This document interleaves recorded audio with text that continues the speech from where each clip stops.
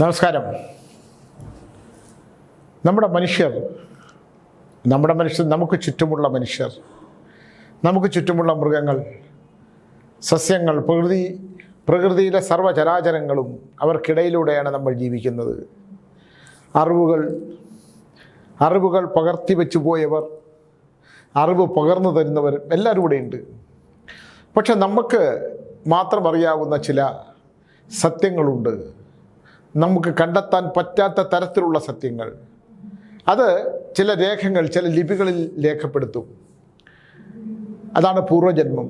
പൂർവ്വജന്മത്തെക്കുറിച്ച് അറിയാൻ ധാരാളം പേർ എൻ്റെ അടുത്ത് വരും. നാഡീശാസ്ത്രത്തിൽ പോയി നോക്കുമ്പോഴും അതുമായിട്ട് ഏകദേശം ഒരു ധാരണയുണ്ടാകും.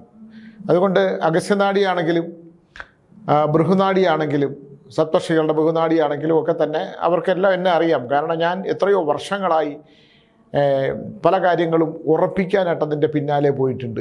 ഉറപ്പിക്കാനായിട്ട് അതിലൊരു ഉദാഹരണമായിട്ടുള്ളൊരു കാര്യം, ഒരിക്കൽ എൻ്റെ അടുക്കലേക്ക് വന്നു. എന്നിട്ട് അദ്ദേഹം പറഞ്ഞു,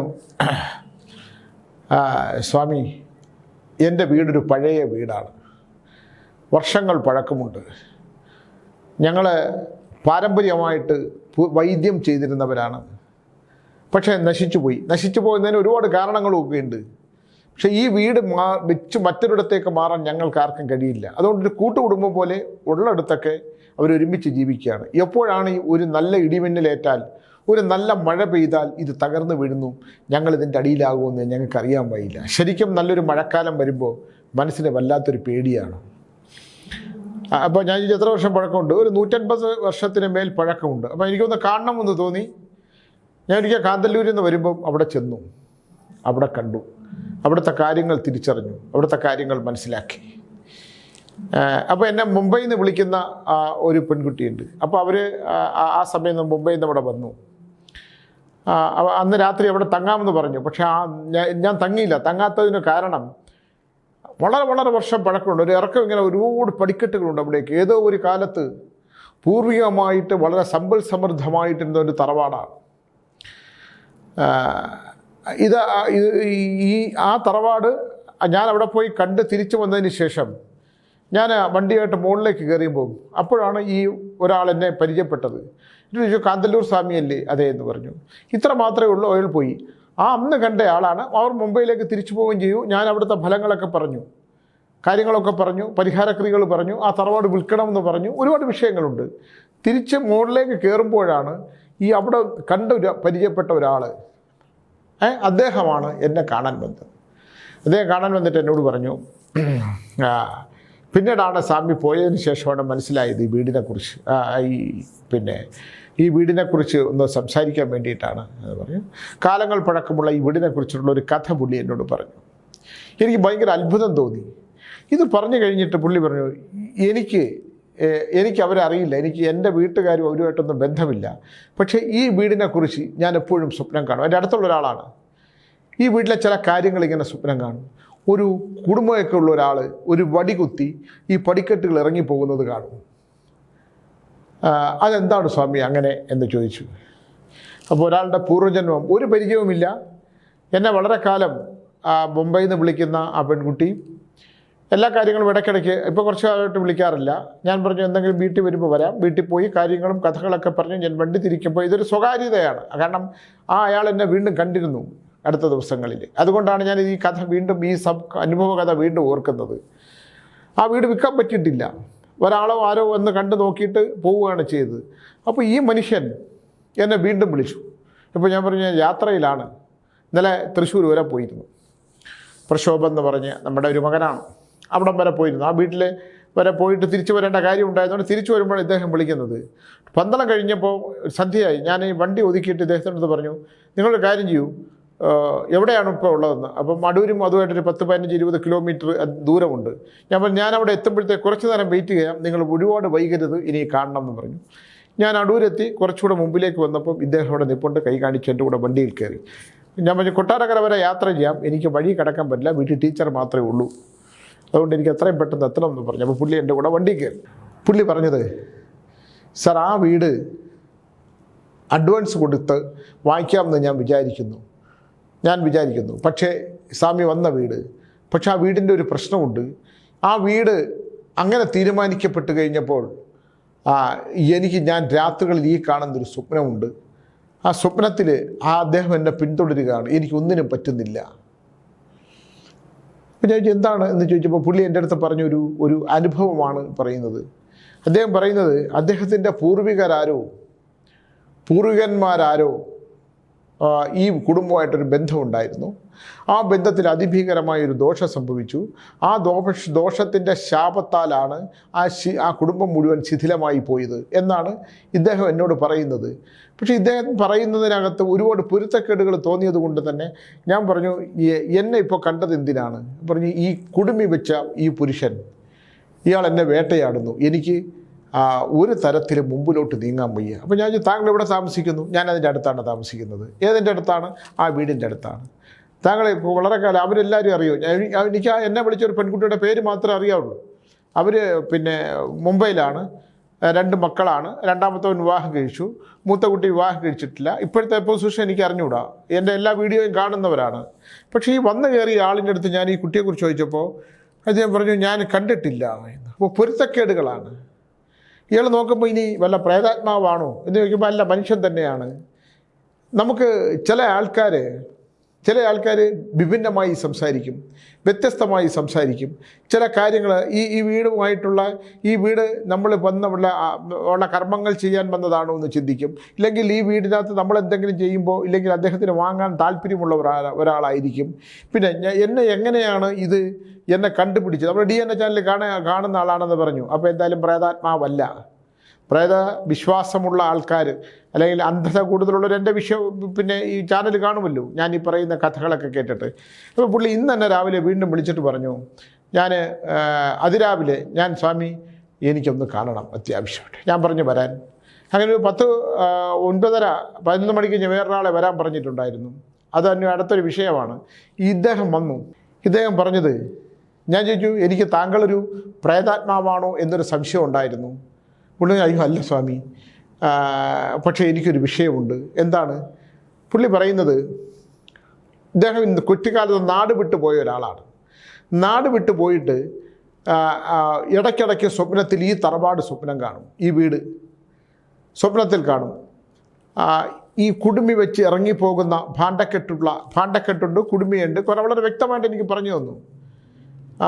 ഇദ്ദേഹം എന്നെ വേട്ടയാടുന്നു, എനിക്ക് ജീവിക്കാൻ നിവൃത്തിയില്ല, ഇതെന്താണെന്ന് കണ്ടുപിടിക്കണം എന്ന് പറഞ്ഞു. അപ്പോൾ ഞാൻ പോയി എൻ്റെ മോളിൽ എഴുതുന്ന മുറിയുണ്ട്, അവിടെ ഞാൻ കുറച്ച് നേരം കൊണ്ടിരുത്തി, അവിടെ പോയി ഇരിക്കും, ഞാൻ നോക്കട്ടെ എന്ന് പറഞ്ഞു. നിങ്ങൾ മെഡിറ്റേഷൻ വല്ലതും ചെയ്യോ? ഇല്ല. അപ്പോൾ ഞാൻ നിങ്ങൾ ഓം നമഃ ശിവായ ജപിച്ച് ഇവിടെ ഇരുന്നോളൂ, ഞാൻ വേറൊരാൾ വരാറുണ്ട്, അവരെ ഒന്ന് വിട്ടതിന് ശേഷം താങ്കളുടെ അടുത്തേക്ക് വരാം എന്ന് പറഞ്ഞു. അദ്ദേഹത്തിൻ്റെ അമ്മയും കൂടെ കൊണ്ടുവരണം എന്നുണ്ടെങ്കിൽ അമ്മയ്ക്ക് തടസ്സം. വീട്ടിലേക്കാണെങ്കിൽ ഇവിടെ മുറിപ്പാലത്തടി മാടൻ തമ്പുരാൻ ക്ഷേത്രത്തിലാണെങ്കിൽ ആര് വരുന്നതിനും പിന്നെ നമുക്ക് പ്രയാസമില്ല. പക്ഷേ വീട്ടിൽ ചില പ്രശ്നങ്ങളുണ്ട്. ഒന്നത് എൻ്റെ ചാത്തന്മാരുണ്ട് മുകളിൽ കയറുമ്പോൾ തന്നെ അറിയാം, അവിടെ ചില കവചങ്ങളുണ്ട്.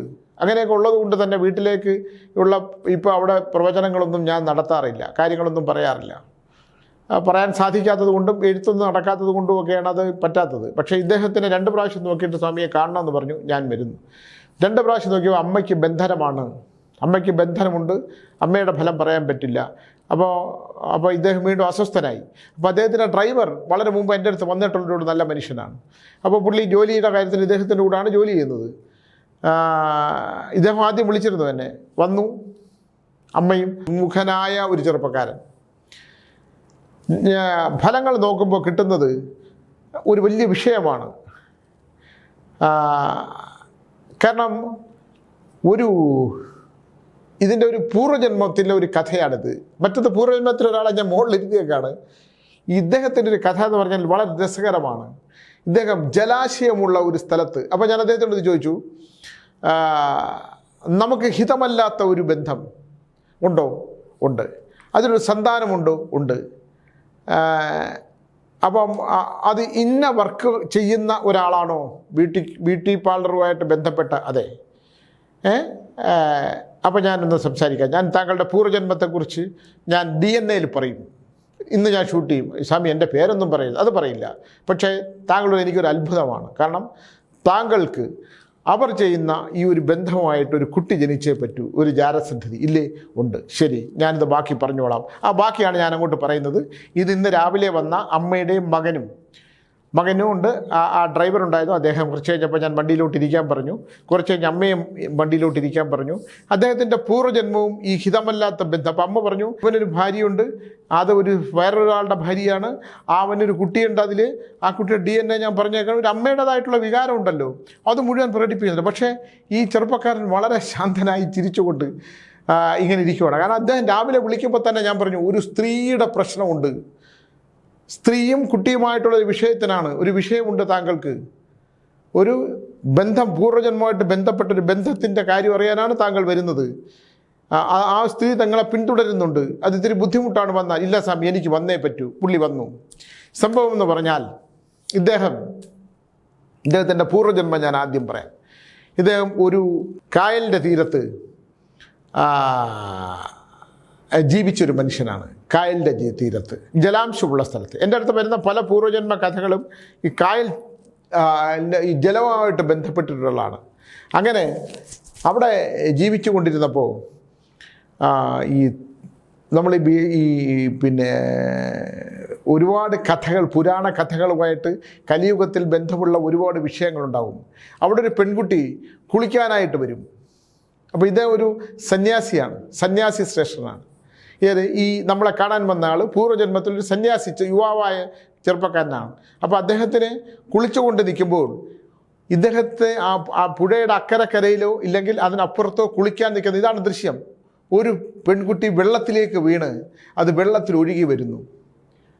വെള്ളത്തിലൊഴുകി വന്നപ്പോൾ അവിടെ ഈ സന്യാസമൊക്കെ മറന്ന്, ഈ ബ്രഹ്മചര്യം എല്ലാം മറന്നിട്ട് ഇയാൾ വെള്ളത്തിലേക്ക് ചാടി ആ പെൺകുട്ടിയുടെ മുടിയിൽ ഇങ്ങനെ പിടിച്ചിട്ട് ആ പെൺകുട്ടിയെ കരയ്ക്കടുപ്പിച്ച് രക്ഷപ്പെടുത്തുന്നു. ആ രക്ഷപ്പെടുത്തുന്ന ഒരു കാലം കഴിഞ്ഞപ്പോൾ അവർ ആത്മബന്ധം ഉണ്ടാകുമ്പോൾ അദ്ദേഹത്തിൻ്റെ സന്യാസം ഇല്ലാതായി തീരുകയും ആ പെൺകുട്ടിയോട് ഇഷ്ടമുണ്ടാകുകയും ആ കുട്ടിയിൽ നിന്ന് ഇദ്ദേഹത്തിനൊരു കുട്ടി ജനിക്കുകയും ചെയ്തു. പക്ഷെ കുട്ടി ജനിച്ചു കഴിയുമ്പോഴാണ് ഇതിൻ്റെ യഥാർത്ഥത്തിലുള്ള ഒരു വിഷയം ഉണ്ടാകുകയും അവിടെ ഇവർ തമ്മിലുള്ള ബന്ധത്തിനൊരു വിഷയമുണ്ടാക്കി ഇവർ രണ്ടായിട്ട് പിരിയുകയും ഗർഭത്തോടുകൂടി കുട്ടി വീണ്ടും ഇല്ലാതായി പോവുകയും ചെയ്യുന്നു. അപ്പോൾ വലിയ മുടിയുള്ള കുട്ടിയാണ്. അത് ഒഴുകിപ്പോയി എന്നാണ്. ഒഴുകിപ്പോയി എന്ന് പറഞ്ഞാൽ ലക്ഷണശാസ്ത്ര പ്രകാരം അന്യമായ ഏതെങ്കിലും സ്ഥലത്തേക്ക് പോവും. അപ്പോൾ അന്യദേശക്കാരിയായി മാറും. അന്യദേശം, നമ്മളിവിടെ എവിടെ ജനിക്കണം എന്നുള്ളതിനൊക്കെ ഇതിനൊക്കെ ഒരുപാട് ഉപകഥകൾ ഒരുപാടുണ്ട്. ഇത് പോയി. ഇതാണ് ഈ മുനിയായി, ഈ സന്യാസിയായി ജീവിച്ച മനുഷ്യൻ. സന്യാസി എന്ന് പറഞ്ഞാൽ മുനിയല്ല, സന്യാസിയായി ജീവിച്ച ഒരു കഴിഞ്ഞ ജന്മം, നമ്മളൊരു 50 വർഷം, ഇദ്ദേഹത്തിന് ഒരു 10-35 വയസ്സ് പ്രായം കാണും. കുറച്ചുകൂടെ പുറകിലോട്ട് നമ്മൾ എടുത്താൽ മതി. ഒരു 50 വർഷം, ഒരു 100 വർഷത്തിനകത്ത് എടുത്താൽ ഉണ്ടാകുന്ന സംഭവമാണ്. ഒരു ജന്മത്തിൻ്റെ ഒരു കാലഘട്ടമുണ്ട്. ഇപ്പോൾ വന്നേക്കുന്ന സംഭവം എന്ന് പറഞ്ഞാൽ ഇദ്ദേഹം ഒരിടത്ത് മുടിവെട്ടാൻ പോകുന്നു. അവിടെ അന്യദേശത്തു നിന്നുള്ള ഒരു പെൺകുട്ടി ഈ മുടിവെട്ടാനായിട്ടുള്ള ഹെയർ സ്റ്റൈലിന് വേണ്ടി പഠിച്ചിട്ട് വരുന്നു. ഏതാണ് ഈ പൂർവ്വജന്മത്തിൽ മുടിയിൽ പിടിച്ച് രക്ഷപ്പെടുത്തിയില്ലേ? അപ്പോൾ ഇവർ തമ്മിലൊരു ആത്മബന്ധം ഉണ്ടാവണോ? ഇവർ തമ്മിൽ ആ മുടിയിൽ പിടിച്ച് രക്ഷപ്പെടുത്ത പെൺകുട്ടിക്ക് വേറെ ഭർത്താവുണ്ട്. എന്തായാലും അവർ ഉപേക്ഷിച്ചു പോവുകയും ഇവർ തമ്മിൽ ആത്മബന്ധം ഉണ്ടാവുകയും ഇതിലൊരു കുട്ടി ജനിക്കുകയും ചെയ്യുന്നു. ഏതാണ് മറ്റേ കുട്ടി? ഉണ്ടായിരുന്ന കുട്ടിയുണ്ടല്ലോ, ആ വെള്ളത്തിൽ ഒഴുകിപ്പോയ കുട്ടി. ഇത് രണ്ടുപേരും ഗർഭത്തോടെ കുട്ടി പോയത്. അപ്പോൾ തലമുടിയിൽ പിടിച്ച് അവളെ രക്ഷപ്പെടുത്തി. ഈ ജന്മത്തിൽ ഇവൾ ഹെയർ ഡ്രസ്സറായിട്ട് നിൽക്കുന്ന ഒരു പെൺകുട്ടിയാണ്. അപ്പോൾ ഇദ്ദേഹം അവിടെ ഹെയർ ഡ്രസ്സ് ചെയ്യാനായിട്ട് ചെല്ലുന്നു. അന്യദേശത്തു നിന്ന് വന്നതാണ്. ഒഴുകിപ്പോയ അന്യദേശത്തോട്ട് പോകും. അവിടെ വന്നിട്ട് ഇദ്ദേഹവുമായിട്ട് ബന്ധമുണ്ടായി. ഇതിലൊരു കുട്ടി ഉണ്ടാകണു. അമ്മയുടെ പ്രശ്നം ആ പെൺകുട്ടിയെ ഒഴിവാക്കണം എന്നാണ്. അപ്പോൾ ഒരു DNA ടെസ്റ്റിന് കൊടുത്തേക്കാണ്. DNA ടെസ്റ്റ് ഉടനെ വരും. പക്ഷേ ഈ ചെറുപ്പക്കാരനെ സംബന്ധിച്ചിടത്തോളം അവിടെ ഭയങ്കര പ്രശ്നമാണ്. ഭയങ്കര പൊസസീവായിട്ടുള്ള പെൺകുട്ടിയാണ്. മറ്റേ പൂർവ്വജന്മം കിടക്കുമ്പോൾ എല്ലാം അങ്ങനെയാണ്. ഈ മറ്റേ പെൺകുട്ടിയെ സംബന്ധിച്ചിടത്തോളം ഉള്ള വിഷയം എന്ന് പറഞ്ഞാൽ ഇയാളെ വേണം, എനിക്ക് വേണം. അപ്പോൾ ഈ അമ്മ എതിര് നിൽക്കുന്നു. അവളുടെ ഏറ്റവും വലിയ ശത്രു അമ്മയാണ്. അമ്മയെ സംബന്ധിച്ചിടത്തോളം മകൻ്റെ ഭാര്യ മറ്റൊരുത്തൻ്റെ ഭാര്യയാണ്. അതിൽ 2 മക്കളുണ്ട്. അവൻ ഡൈവോഴ്സ് ചെയ്തു പോയി. ഈ കുട്ടിയും ഇവനും ഇവൾ ഈ മകൻ്റെ കൂടെ ജീവിക്കാൻ ആഗ്രഹിക്കുന്നു. അമ്മ സമ്മതിക്കില്ല. വല്ലാത്ത ഒരു വിഷമവൃത്തത്തിലാണ് ഞാൻ. യഥാർത്ഥത്തിൽ ഇയാളെ സംബന്ധിച്ചുള്ള അമ്മയും അതൊരിക്കലും നമ്മളൊരു അമ്മയുടെ മനസ്സറിയാമല്ലോ. 10-35 വയസ്സുള്ള ഒരു മകൻ മറ്റൊരു ദേശത്ത് നിന്ന് വന്ന പെൺകുട്ടിയുമായിട്ട് ഒരു പ്രണയബന്ധം ഉണ്ടാകുകയും അവരുടെ ഭർത്താവും കുട്ടികളും ഒക്കെ അവരെ ഉപേക്ഷിച്ചു പോവുകയും ഉപേക്ഷിച്ചു പോവുകയും ഈ മകനിൽ നിന്നൊരു കുട്ടി അവർക്ക് ജനിക്കുകയും ചെയ്തപ്പോഴത്തേക്ക് ഒരമ്മ ഉൾക്കൊള്ളൂല. അമ്മ എൻ്റെ അടുത്ത് പറഞ്ഞു, ശരി വിവരമുള്ള അമ്മയാണ്, DNA ടെസ്റ്റ് കഴിഞ്ഞിട്ട് തീരുമാനിക്കാം എവിടെ സ്നേഹബന്ധത്തിന്, ഹൃദയബന്ധത്തിന്, പൂർവ്വജന്മ ബന്ധത്തിന് എന്ത് DNA. ഒരു DNAയും ഇല്ല. ഈ ചെറുപ്പക്കാരൻ അവനോട് ഞാൻ പറഞ്ഞു, ഇത് കർമ്മങ്ങളൊന്നും ചെയ്ത് എനിക്ക് വേർപെടുത്താനൊന്നും പറ്റില്ല. പൂർവ്വജന്മ ബന്ധങ്ങൾ വേർപെടുത്തിയാലുണ്ടാകുന്ന തിരിച്ചടികൾ വളരെ വലുതാണ്. ഈ കുട്ടി അയാളവിടെ എന്നെ മൊബൈലിൽ നിന്ന് ആ കുട്ടിയുടെ അവളും കൂടെ നിൽക്കുന്ന പടമൊക്കെ കാണിച്ചു തന്നു. എങ്ങനെയാണ് നമുക്ക് വേർപെടുത്താൻ പറ്റുക? ഒരിക്കലും പറ്റൂല. ഈ ചെറുപ്പക്കാരൻ്റെ മനസ്സിൽ മറ്റൊരു പെൺകുട്ടി വരില്ല. കാരണം പൂർവ്വജന്മ ബന്ധമാണ്. പിന്നെ തലമുടിയിൽ പിടിച്ചാണ് ആ പെൺകുട്ടിയെ രക്ഷപ്പെടുക. അപ്പോൾ അവൾ തലമുടിയുമായിട്ട് ബന്ധപ്പെട്ട സ്ഥലത്ത് ഈ ജന്മത്തിൽ കണ്ടുമുട്ടിയേ പറ്റുള്ളൂ. ഇന്ന് രാവിലെ നടന്ന സംഭവമാണ്. എനിക്ക് ഞാൻ പറഞ്ഞു, ഇത് DNA വായിക്കാം. സ്വാമി പേരൊന്നും പറഞ്ഞു കളയരുത്. പേരൊന്നുമല്ല, ഞാൻ ഇതിനകത്ത് പറയുന്ന എല്ലാ കഥകളും സത്യസന്ധമാണ്. അതിനകത്ത് പറയുന്ന കഥകളെല്ലാം തന്നെ ഞാൻ പേരും നാളും നക്ഷത്രവും അല്ലെങ്കിൽ സ്ഥലവും ഒക്കെ മാറ്റി പറയാൻ ശ്രമിക്കും. ചിലതൊക്കെ കയറി വന്നു പോകും. അപ്പോൾ ഇദ്ദേഹം ഞാൻ പിന്നെ കാണാമെന്ന് പറഞ്ഞു. ഞാൻ പറഞ്ഞു, ഇത് എന്തായാലും നിങ്ങൾ മറ്റൊരു പെണ്ണ് നിങ്ങളുടെ ജീവിതത്തിൽ വരില്ല, നിങ്ങളുടെ മനസ്സിൽ മറ്റൊരു പെണ്ണും വരില്ല, ഈ കുട്ടിയും വരില്ല. ആ കുട്ടി അത്ര അറ്റാച്ച്ഡാണ് ഇയാളുമായിട്ട്. ഏത് DNA ടെസ്റ്റ് ഉണ്ടെന്ന് പറഞ്ഞാലും ആ പെൺകുട്ടിയെ സംബന്ധിച്ചിടത്തോളം അവൾ തയ്യാറായി അതിന്. കാരണം ഇയാളുടെ കുട്ടിയാണ്. അവൾക്ക് ഭർത്താവ് വേറെ ഉണ്ടായിരുന്നു, അവർ പോയി. അതിലെ മകൻ പോലും ഇദ്ദേഹത്തെ അംഗീകരിക്കുന്നുണ്ട്. അല്ല, ഞാൻ പറഞ്ഞു വന്ന ഇപ്പം ഞാൻ പറഞ്ഞില്ലേ, ഇപ്പോൾ രാഹുൽ മാങ്കൂട്ടത്തിനെ സംബന്ധിച്ചിടത്തോളം അങ്ങനൊരു കുട്ടി ഉണ്ടായി നശിപ്പിച്ചു. ഇയാളത് ചെയ്തില്ല. അയാളെ സംരക്ഷിക്കുന്നുണ്ട്, പണം കൊടുക്കുന്നുണ്ട്. അപ്പം ആ പണം കൊടുത്ത് ആ കുട്ടിയെ സംരക്ഷിക്കുകയും നോക്കുകയും. അപ്പോൾ എന്ത് മനസ്സുള്ള ചെറുപ്പക്കാരനാണ് ഇയാൾ. ഞാൻ പറഞ്ഞ വൈകുന്നേരം കാണാൻ എനിക്ക് വലിയ ഇഷ്ടപ്പെട്ടു പുള്ളിയെ. അങ്ങനെ അവൻ്റേതായിട്ടുള്ളൊരു കുട്ടി ഉണ്ടായിക്കഴിഞ്ഞപ്പോൾ ആ കുഞ്ഞിനെ സംരക്ഷിക്കുന്ന ഒരാളും അവളെ സംരക്ഷിക്കുന്ന ആളും അത് അന്യദേശത്തിൽപ്പെട്ട ഒരു പെൺകുട്ടിയും, അന്യ മതമല്ല, അന്യദേശം, നമുക്ക് ഒരു ബന്ധവും ഇല്ലാത്ത ഇവർ നായർ സമുദായത്തിൽപ്പെട്ടതാണ്. ഞാൻ ബാക്കി കാര്യങ്ങളൊക്കെ പറഞ്ഞു. ഇറങ്ങാൻ നേരത്ത് പുള്ളി പോയി എന്നെ കാണാമെന്ന് പറഞ്ഞ് ഇപ്പം ചെറുപ്പക്കാരൻ ഇറങ്ങിപ്പോയി. ഞാൻ പറഞ്ഞത്, ഒരുപക്ഷെ നിങ്ങൾ നല്ല ബിസിനസ്സുകാരനാണ്, നിങ്ങൾക്ക് നല്ല ഭാഗ്യമൊക്കെ ചിലപ്പോൾ അവരുടേതായിരിക്കും. കുട്ടി നല്ല അതിസുന്ദരമായൊരു കുട്ടി. അപ്പോൾ ചില ധർമ്മസങ്കടങ്ങൾ അവിടെയാണ് രാഹുലിനെ പോലുള്ളവർ കുട്ടികളെ ബലാത്സംഗം ചെയ്ത് കളയുന്നത്. ബലാത്സംഗത്തിന് ശേഷം കുട്ടികളെ നശിപ്പിച്ച് കളയുന്നത്. രണ്ട് വ്യത്യസ്ത ധ്രുവങ്ങളിൽ നിൽക്കുന്ന മനുഷ്യരാണ്. എല്ലാം ചെറുപ്പക്കാരാണ്. ഇവിടെ ഈ കുട്ടി അങ്ങനെ ഉണ്ടായ കുട്ടിയെ സംരക്ഷിക്കുന്നു, അവനെ ചേർത്ത് പിടിക്കുന്നു. ആ കുട്ടിയെക്കുറിച്ച് പറയുമ്പോൾ അയാളെ ഭാവവ്യത്യാസം ഞാൻ മനസ്സിലാക്കുന്നു. അമ്മ തിരിച്ച് ഇവരങ്ങ് പോയി പുള്ളി കാറി പോയപ്പോൾ അമ്മ വന്നു, സ്വാമി എൻ്റെ മകനെ രക്ഷിക്കണം. ഞാൻ അമ്മ എന്ത് പറയണേ, എങ്ങനെയെങ്കിലും അവളെ വേർപെടുത്തി വിടണം. അപ്പോൾ ഞാൻ ഇങ്ങനെ തോളെ തട്ടി അമ്മ പോകണം. അവരെ സംബന്ധിച്ചിടത്തോളം അവരെ മകൻ കല്യാണം കഴിഞ്ഞ ഒരു സ്ത്രീയുടെ അയാളിൽ കുട്ടി ഉണ്ടായതുപോലും ഉൾക്കൊള്ളാൻ പറ്റുന്നില്ല അമ്മയ്ക്ക്. ഒരമ്മയുടെ വികാരമായിട്ട് നമുക്ക് കളയാം. പക്ഷെ ആ ചെറുപ്പക്കാരനെ സംബന്ധിച്ചിടത്തോളം അയാളിന് മറ്റൊരു പെൺകുട്ടിയെക്കുറിച്ച് ചിന്തിക്കുന്നതല്ല, മാത്രമല്ല അയാളുടെ കുട്ടിയായിട്ട് വളരെ വ്യത്യസ്തമായിട്ടുള്ള ചില കാര്യങ്ങളാണ്. ഇല്ലേ, മറ്റേ രാഹുൽ മാങ്കൂട്ടത്തിൻ്റെ സംഭവം പറയുമ്പം ഒരു കുട്ടിയെ തരൂ, എനിക്കൊരു കുട്ടിയെ തരൂ എന്ന് പറഞ്ഞാൽ അതിനെ കൊന്നു കളയുന്നു. ഇവിടെ അങ്ങനെ ഉണ്ടായിപ്പോയ തലമുടി വെട്ടാൻ പോയപ്പോൾ പൂർവ്വജന്മമായിട്ട് തലമുടിയിൽ രക്ഷപ്പെടുത്തിയ പെണ്ണ്. അപ്പോൾ ഇത് രണ്ടുമുണ്ട്. ഇത് രണ്ടും നമ്മൾ ചേർത്ത് വായിക്കുമ്പോൾ ഉണ്ടാകുന്ന ഒരു വിഷയമുണ്ട്. ഒരിക്കലും അത് വേർപെടുത്താൻ പറ്റില്ല. പൂർവ്വജന്മ ബന്ധങ്ങളൊക്കെ തന്നെ വേർപെടുത്താൻ പറ്റില്ല. ജ്യോതിഷ പണ്ഡിതന്മാർ, ഇപ്പം ഞാനൊരു സ്ഥലത്തിൻ്റെ കാര്യം പറയാം. ഞാനൊരു സ്ഥലം, എൻ്റെ അടുത്ത് ഒരാൾ സ്ഥലം വാങ്ങിക്കാനായിട്ട് വന്നു. സ്ഥലത്തിനെ ബന്ധിച്ച് ബുദ്ധിമുട്ടായിട്ട് വന്നു. ഞാൻ ആ സ്ഥലം മറ്റൊരാളെ കൊണ്ട് വാങ്ങിപ്പിച്ചു. ഇദ്ദേഹം മരണപ്പെട്ടു. അപ്പോൾ ഏതോ ജ്യോതിഷ പണ്ഡിതൻ പറഞ്ഞു കൊടുത്തു, ഈ സ്ഥലം മേടിച്ചത് കൊണ്ടാണ് നിങ്ങൾക്ക് ഈ വാങ്ങിച്ച ആളിന് ഇത്രയും ദോഷങ്ങൾ വന്നതെന്ന്. എന്തൊരു മണ്ടത്തരമാണ് പറഞ്ഞു കൊടുക്കുന്നത്. അങ്ങനെയാണോ? ഒരു വസ്തു മേടിച്ചാലുണ്ടാകുന്ന ദോഷം, ഒരു വസ്തുവിൽ വെക്കുന്ന വീട്, ഇതെല്ലാം വിഷയങ്ങളുണ്ട്. പക്ഷേ നമ്മൾ ചെയ്യുന്ന കർമ്മങ്ങൾക്കനുസരിച്ചുള്ള ചില കാര്യങ്ങളുണ്ട്. ജ്യോതിഷ പണ്ഡിതന്മാർ അപ്പോൾ പറഞ്ഞു കൊടുക്കും, ഈ വസ്തു വാങ്ങിച്ചത് ചില വീടുകളുണ്ട്, ഗൃഹത്തിൽ താമസിക്കുമ്പോൾ ചില വിഷയങ്ങളുണ്ട്. പക്ഷേ ഇതൊക്കെ ഇങ്ങനെ ഈ ജ്യോതിഷശാസ്ത്രത്തിൽ പണ്ഡിതന്മാർ മനസ്സിലാക്കേണ്ട ഒരു കാര്യം, ഒരു കാര്യത്തെക്കുറിച്ച് പറയുമ്പോൾ ഒരു പക്ഷേ ഈ മേടിച്ച ആൾ മരണമോ മരണതുല്യമായ അവസ്ഥയോ ആ വസ്തു മേടിച്ചതുകൊണ്ടാകും നിങ്ങൾ ഇപ്പോഴും ജീവിച്ചിരിക്കുന്നതെന്നൊരു സത്യമുണ്ട്. നിങ്ങൾ പണം വെച്ച് കണക്കാക്കിയാൽ പറ്റില്ല. അതിൻ്റെ മൂല്യം അതിന് നിങ്ങൾ ആ വസ്തുവായിരിക്കും ഒരുപക്ഷെ നിങ്ങൾക്ക് സാമ്പത്തികമായ നഷ്ടമുണ്ടാക്കിയെങ്കിലും നിങ്ങളുടെ ആയുസ്സിൻ്റെ ബലം തന്നിരിക്കുന്ന ആ വസ്തുവായിരിക്കും. അത് മറ്റൊരാൾക്ക് പ്രയോജനപ്പെട്ടില്ലെങ്കിലും നിങ്ങൾക്ക് പ്രയോജനപ്പെടും. ഇത് ഞാൻ പറയാനുള്ളതിൻ്റെ ഒരു കാരണം, ജ്യോതിഷന്മാർ പറഞ്ഞു, ഈ പയ്യൻ്റെ ജാരസന്ധി ഉണ്ടായി സ്നേഹിക്കുന്ന പയ്യൻ്റെ ജാതകം, അത് അമ്മ തന്നെ പറഞ്ഞു. അതിനകത്ത് വളരെ കൃത്യമായിട്ട് ഏതോ ഒരു വലിയ പണ്ഡിതൻ എത്രയോ വർഷങ്ങൾക്ക് മുമ്പ് എഴുതിയിട്ടുണ്ട്. ഇവൻ്റെ ചെറിയ ജാതകത്തിൽ ഇവനെ കുഞ്ഞായിരുന്നപ്പോൾ, എന്ന് പറഞ്ഞാൽ 35 വർഷങ്ങൾക്ക്, ഇവൻ്റെ ഒരു 10-35 വർഷം വരും. അതിനു മുമ്പ് ഒരു ജ്യോതിഷ പണ്ഡിതൻ എഴുതിയിട്ടുണ്ട്, ഇതാ ഇങ്ങനൊരു കുട്ടിയെ സൃഷ്ടിക്കും, ഇങ്ങനൊരു കുഞ്ഞ് ജനിക്കും, ഇവൻ ഇങ്ങനെയാകുന്നു. അപ്പോൾ അതിനെ ജ്യോതിഷത്തെ നമുക്ക് തള്ളിപ്പറയാൻ പറ്റില്ല. ഇതുപോലുള്ള മണ്ടത്തരങ്ങൾ പറയുന്നത് ഏതാണ്? നമ്മളൊരു വസ്തു വാങ്ങിച്ചു, കുറേ പൈസ പോയി, അപ്പോൾ ദോഷമാണോ? വസ്തു വാങ്ങിയെങ്കിലും വാങ്ങിച്ച ആളിപ്പോഴും ജീവിച്ചിരിക്കണു, അയാൾക്ക് പണം ഉണ്ടാക്കി ഇതൊക്കെ മാറ്റാം. അങ്ങനെയുള്ള ചില ഫലങ്ങൾ പറയുമ്പോൾ എൻ്റെ പ്രിയപ്പെട്ട ജ്യോതിഷ പണ്ഡിതന്മാരോട്, ജ്യോതിഷശാസ്ത്രം ഗണിച്ച് പറയുന്നവരോട് എനിക്ക് പറയാനുള്ളത്, ആൾക്കാരുടെ മനസ്സിലേക്ക് വിത്തുകൾ പാകാതിരിക്കുക, അവർക്ക് സംഘർഷങ്ങൾ കൊടുക്കാതിരിക്കുക. നിങ്ങൾ ഫലങ്ങൾ നോക്കുമ്പോൾ പൂർവ്വജന്മത്തെക്കുറിച്ച് മനസ്സിലാക്കിയിട്ട് പൂർവികമായതും പൂർവ്വജന്മത്തിലെയും ഫലങ്ങൾ എടുത്തിട്ടുള്ള ഫലങ്ങൾ പറയേണ്ടത്. ഇല്ലെങ്കിൽ നമുക്ക് ഒരുപാട് തെറ്റുകൾ പറ്റും. സാധാരണ മനുഷ്യരല്ലേ, നമ്മളെന്ന് മഹാജ്ഞാനികളല്ലല്ലോ. അപ്പോൾ ഇത്തരം കാര്യങ്ങൾ അവിടെ ഈ രാശിഫലങ്ങൾ പറയുമ്പോൾ ഒന്നുകൂടി ഒന്ന് ശ്രദ്ധിക്കണം. നല്ല മിടുക്കന്മാരായ ജ്യോതിഷ പണ്ഡിതന്മാരൊക്കെ ഉണ്ട് കൃത്യമായിട്ട്, അല്ലേ? അവർ ആകപ്പാടെ പറഞ്ഞു, അത് ഇന്ന വസ്തു മേടിച്ചതുകൊണ്ടാണ് എനിക്ക് ഇത്രയും സാമ്പത്തിക നഷ്ടം വന്നത്.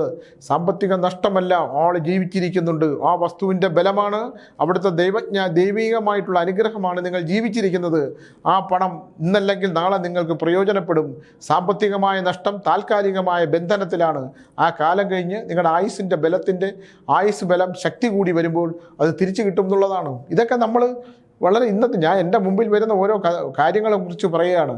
അതുകൊണ്ട് DNA ടെസ്റ്റ് ചെയ്ത് മകനുണ്ടായ കുട്ടി മകൻ്റേതല്ല എന്ന് പ്രാർത്ഥിക്കുന്ന അമ്മയോടും, ഇതെൻ്റെ മകനാണെന്ന് പറഞ്ഞ് ചേർത്ത് പിടിക്കാൻ ശ്രമിക്കുന്ന മകനുമുണ്ട്. അപ്പോൾ ഇവരുടെ കഥ ഇതാണ് ഇന്നത്തെ സബ്ജക്റ്റ്. ഇന്ന് രാവിലെ എന്നെ കാണാൻ വന്നവരുടേത് എനിക്ക് വളരെ അത്ഭുതം തോന്നിയ കഥയാണ്. ഇവർ പോയി കഴിയുമ്പോഴാണ് ഞാൻ മറ്റേ ഒരാളെ മോളിൽ പിടിച്ചിരുത്തിയിരിക്കുന്നത്. അവിടെ ചെന്ന് പുള്ളി ഇങ്ങനെ മെഡിറ്റേഷൻ ചെയ്തുകൊണ്ടിരിക്കണു. ഞാൻ ചെന്ന് പുള്ളിയെ തട്ടി വിളിച്ചതും പുള്ളി ചാടി എഴുന്നേറ്റ് ഒരു അലർച്ചയാണ്. പുള്ളിയുടെ നാക്കെല്ലാം കൂടെ പുറത്തോട്ടുള്ളി. പുള്ളി നീ ആരെന്നുള്ള അർത്ഥത്തിൽ എന്നെ 4 അലർച്ച. പിന്നെ ശാന്തനായി കസേരയിലിരുന്നു, ഒന്നും പറയാതെ ഇറങ്ങിപ്പോയി. എനിക്കൊന്നും മനസ്സിലായില്ല. ഇങ്ങനെയുള്ള അലറുകയും. കഴിഞ്ഞ ദിവസം മുറിപ്പാലത്തറി മാടന്തമ്പുരാൻ ക്ഷേത്രത്തിൽ ഒരു അമ്മയും മകളൂടെ വന്നു. ഞാൻ ഫലം പറഞ്ഞുകൊണ്ടിരിക്കുന്നതിനിടയിൽ ഞാനൊരു ഭദ്രകാളി ക്ഷേത്രത്തെ കൂടി പറഞ്ഞപ്പോഴും ആ സ്ത്രീ അലറിക്കൊണ്ട് അവരുടെ നാവ് പുറത്തേക്കിട്ട് കാണിച്ചു. ഞാൻ അങ്ങനെ തന്നെ ഇരുന്നു കുറേ നേരം. ഇതെങ്ങനെ ഉണ്ടാകണമെന്നൊന്നും എനിക്ക് അറിഞ്ഞൂടാ. അതിൻ്റെ ആന്തരികമായ ശക്തിയെക്കുറിച്ചും അതിൻ്റെ നിഗൂഢതകളെക്കുറിച്ചൊന്നും എനിക്ക് അറിഞ്ഞൂടാ. കുറച്ച് കഴിഞ്ഞാൽ സ്ത്രീ ശാന്തരായി, കിതച്ചു. അവർ ഭദ്രകാളിയായിട്ട് മാറി. ഞാൻ ഇത്തരം വിഷയങ്ങൾ എടുക്കാത്തത് കൊണ്ട്, വിശ്വസിക്കാത്തത് കൊണ്ട് ഞാൻ അവിടെ വിഷയം വിട്ടു. എന്തായാലും അതുപോലെ തന്നെ ഈ മനുഷ്യൻ ഞാൻ എഴുതിക്കൊണ്ടിരിക്കുന്ന മുകളിലത്തെ നിലയിൽ കൊണ്ടിരുത്തിയിട്ട് പുള്ളി അലറി വിളിച്ചുകൊണ്ട് കലറങ്ങി അങ്ങനെ മറ്റൊരാളായിട്ട് മാറിയിട്ട് കുറച്ച് നേരം കസേലിരുന്നിട്ട് ഒന്നും പറയാതെ ഇറങ്ങിപ്പോയി. ഈ 2 സംഭവങ്ങൾ നമ്മൾ ചേർത്ത് വായിച്ചാൽ നമുക്കറിയാത്ത, നമുക്ക് തിരിച്ചറിയാൻ പറ്റാത്ത, നമുക്ക് മനസ്സിലാക്കാൻ പറ്റാത്ത ഒരുപാട് നിഗൂഢതകൾ ഈ ഭൂമിയിലുണ്ടെന്നും ആ ഭൂമിയിലുള്ള കാര്യങ്ങളുമായി നമ്മളടുത്ത് യഥാസമയം വരികയും നമ്മളെ അറിയിക്കുകയും അത് നമുക്ക് പ്രേക്ഷകരുമായിട്ട് പങ്കുവയ്ക്കാൻ കഴിയുകയും ചെയ്യുന്നു. ഞാൻ ഇത്തരം വിഷയങ്ങളുമായിട്ട് ഞാൻ ജീവിച്ചിരിക്കുന്നവരെ, ഇന്നിപ്പോൾ ജീവിച്ചിരിപ്പുണ്ട്, നാളെ ഉണ്ടെന്നൊരു ഉറപ്പുമില്ല. ഇന്നത്തെ ഉറപ്പ് ഇതുപോലുള്ള കഥകളുമായിട്ട്, ഇന്നത്തെ അനുഭവങ്ങളുമായിട്ട് വീണ്ടും വരാമെന്ന് പറഞ്ഞുകൊണ്ട് നിർത്തുന്നു. നമസ്കാരം.